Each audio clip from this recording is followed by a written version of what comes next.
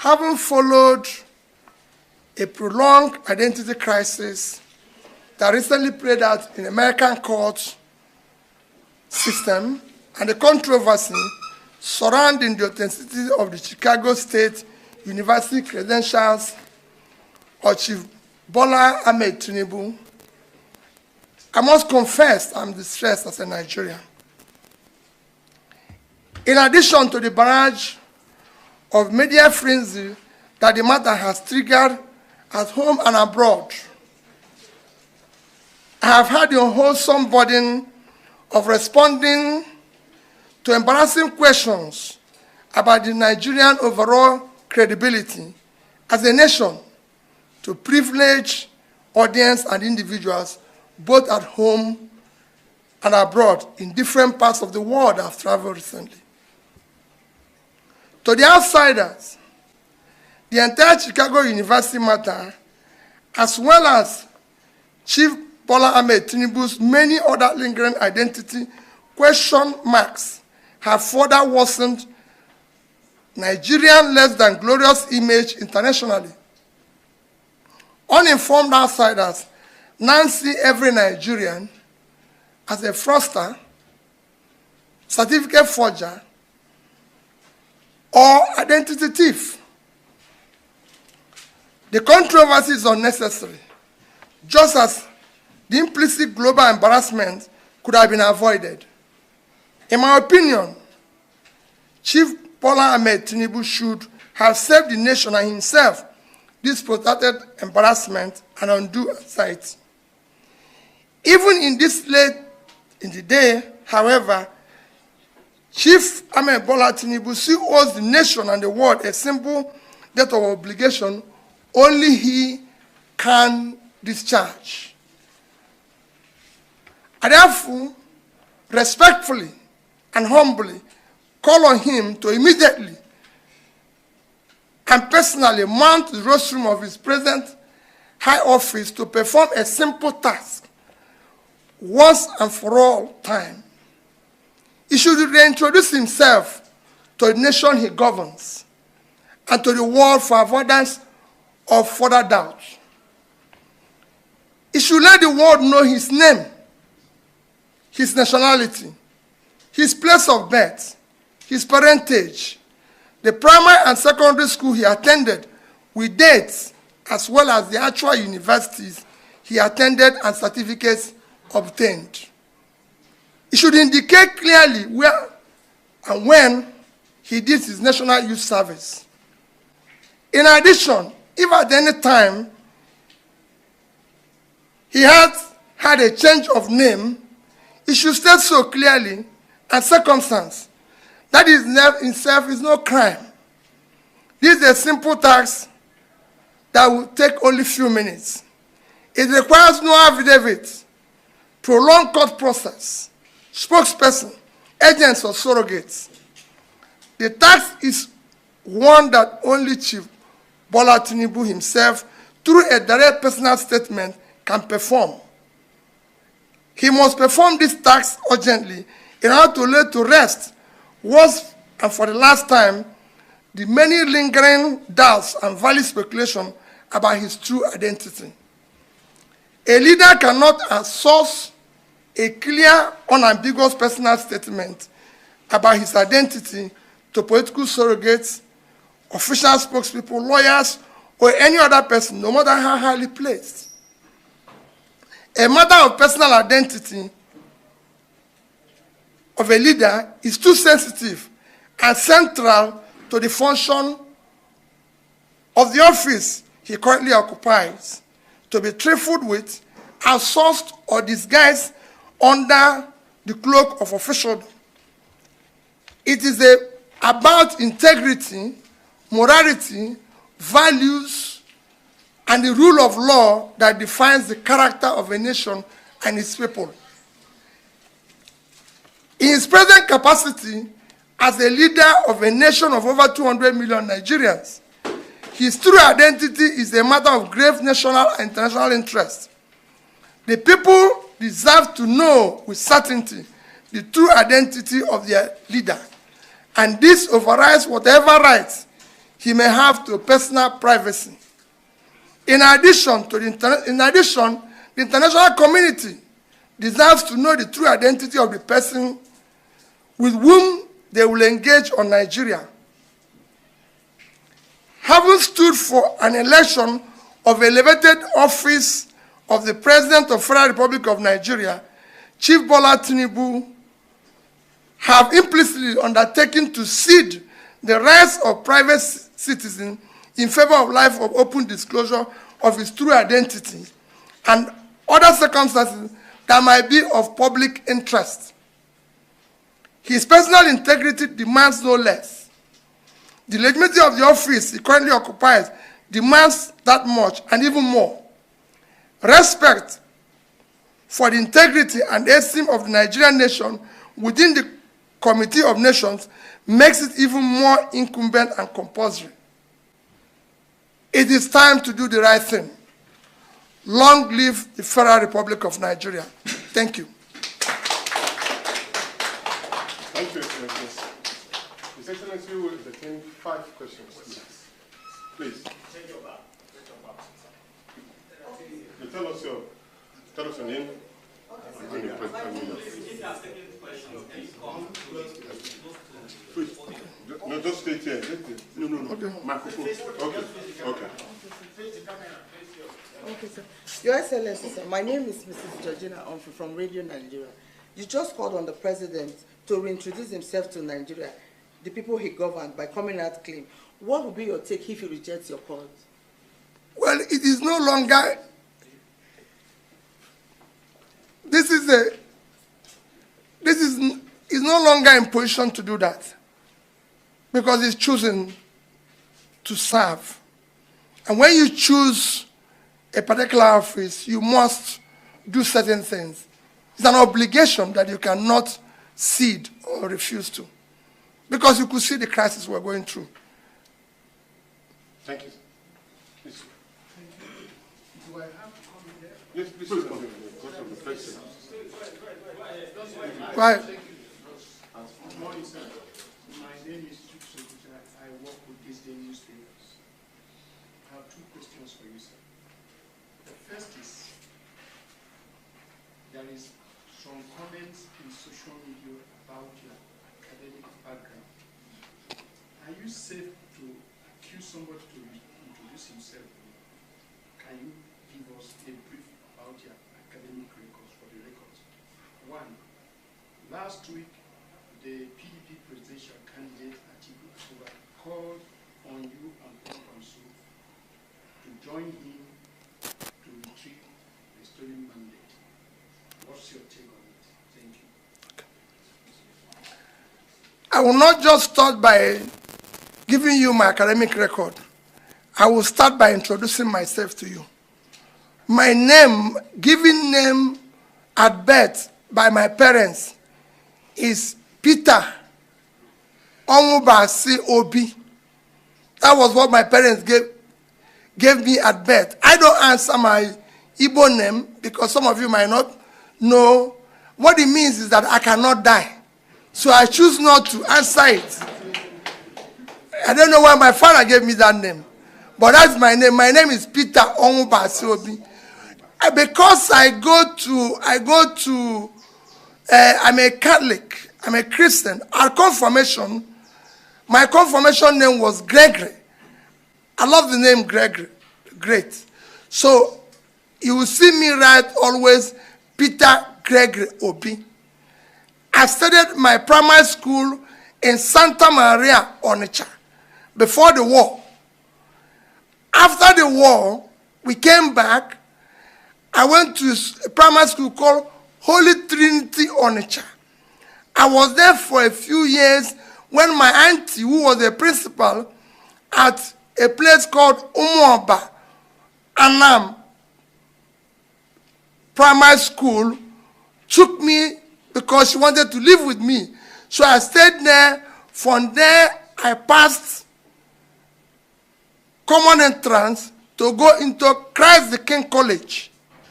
I was in Christ the King College from September 1973 till 1978.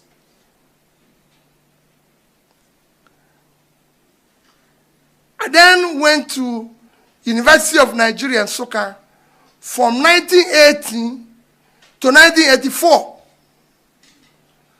Read philosophy and had a BA, second class in philosophy.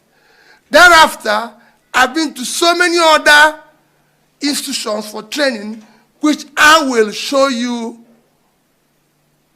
by CV before you leave now. And I'll make sure I have it circulated, and I can claim to be an alumnus of some of those schools that I went for training, among which include Lagos Business School, Kellogg Graduate School, Oxford University, Said Business School in Oxford, Cambridge, George Business School, IMD in Switzerland. There's so many other places that I've gone for training, from INSEAD in France, Columbia in New York, and all that. So these are no longer private to me. Everything I read or any thing I did, programs I participated, are documented.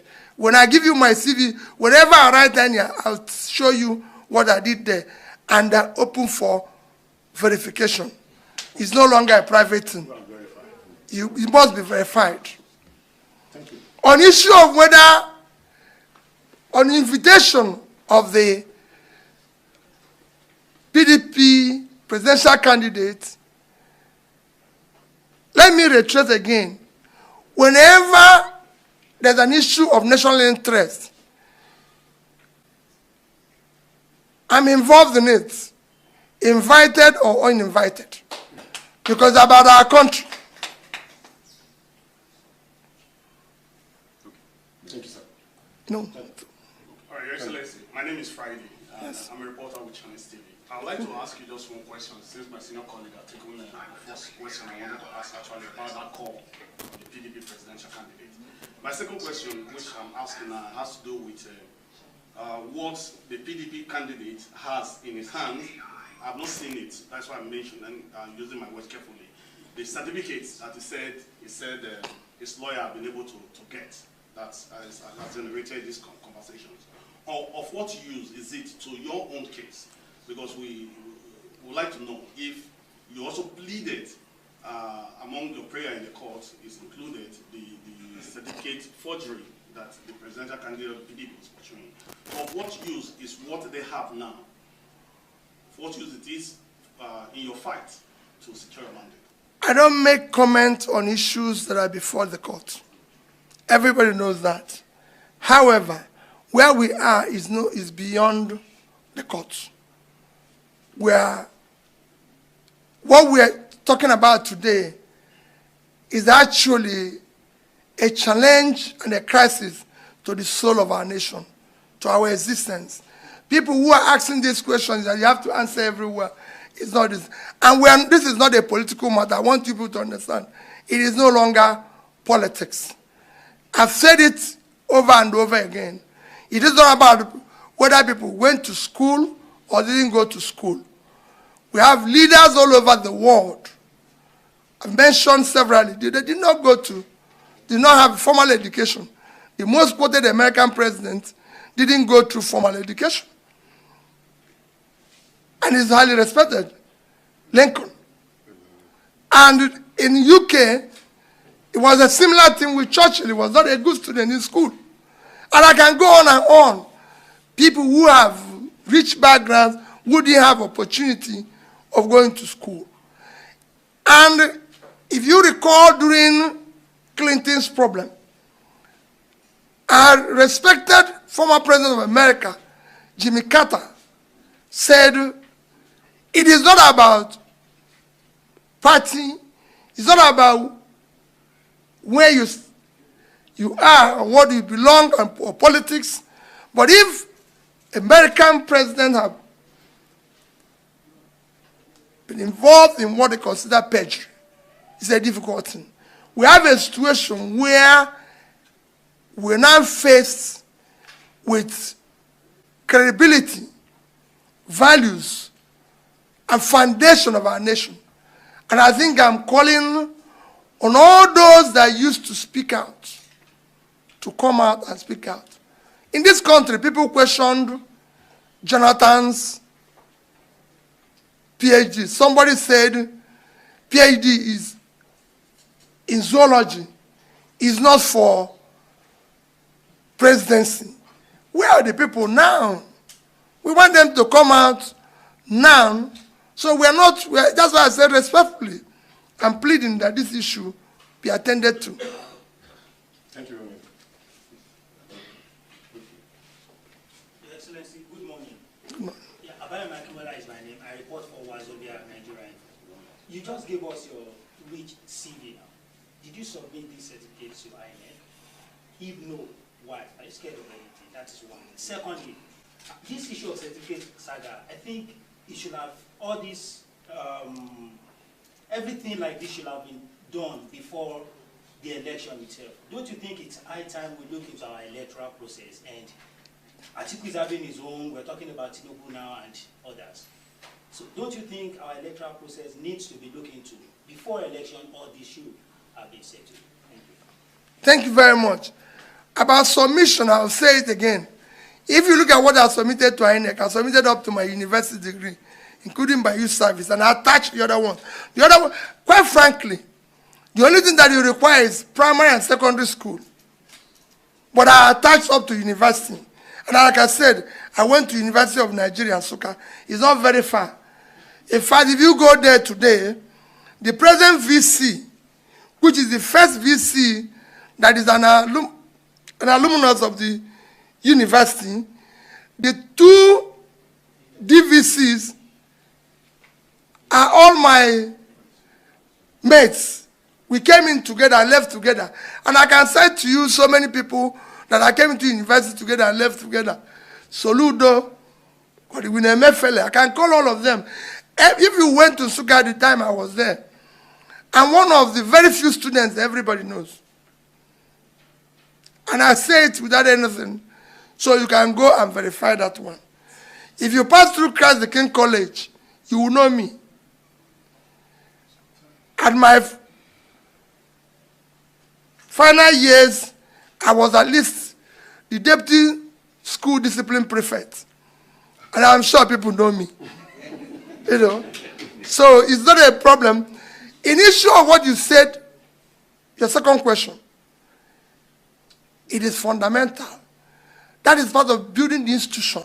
But it has to start by having leaders who are credible. Everything starts with the credibility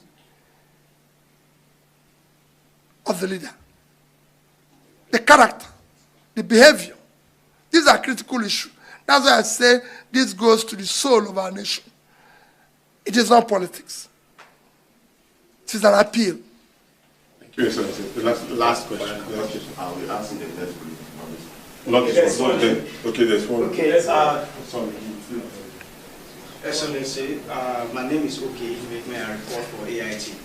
What I need to add to the question that my colleague asked is, what venue do you want the president to announce to the world about his name, his certificate? But a lot of statements have been made by the presidency before the press. Thank you. What I just did now is very simple.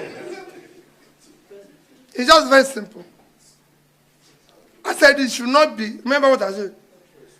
It should not be a source. It should be him. Thank you. Thank you very much, distinguished ladies and gentlemen. Sir, I have a question for one more. Just one, sir. Okay. Yeah, sir, my name is Sunday Iswa. I write for Leadership Newspaper. Now, INEC displayed the credentials of all the candidates that participated in the elections. Why were you people not interested about investigating these credentials until now?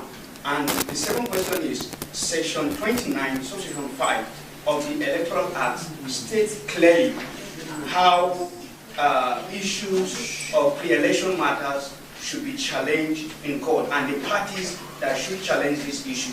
Why are you raising these issues now? I'm not in court now.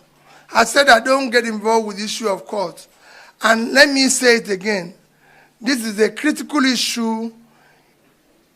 It does not matter when the issue came up. It still remains the same thing. Ben Johnson ran a great race and is a respected athlete. But on that one last race, he's already gotten the gold and went home when they discovered that his tested destiny is duped. They didn't say, oh, you'd have known that before Ben Johnson ran the race. But they do the test before he went the test. So it doesn't matter when. There's no particular time to do what is right. This is the time to do what is right. And we must. We have a nation. We have children. The young girl who said he was the best in exam, they didn't dictate him before he said it. Well, when he said it, the people started investigating. And when they found out, Nigeria, what do you tell that young girl? To say to her, it wasn't dictated before he came out. No. This is an issue that is of great concern to the soul of our nation.